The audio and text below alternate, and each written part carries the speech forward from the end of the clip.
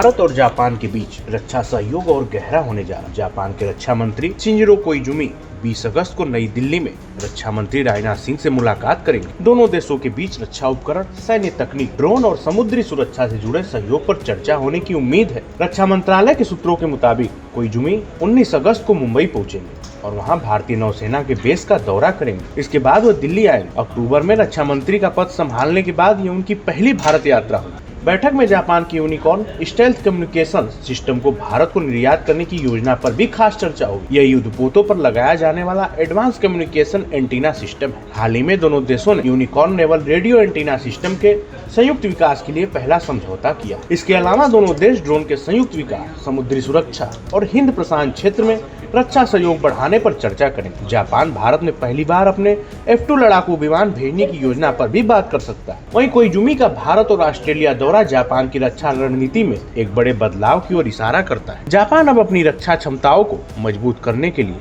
America पर निर्भरता से आगे बढ़कर ऑस्ट्रेलिया और भारत के साथ रक्षा उद्योग में संबंध गहरे करना चाहता है। वहीं विश्लेषकों के मुताबिक मध्य पूर्व में लंबे समय से चल रहे संघर्ष और यूक्रेन युद्ध ने अमेरिका और उसके सहयोगी देशों के हथियारों और गोला बारूद के भंडार पर दबाव बढ़ाया है।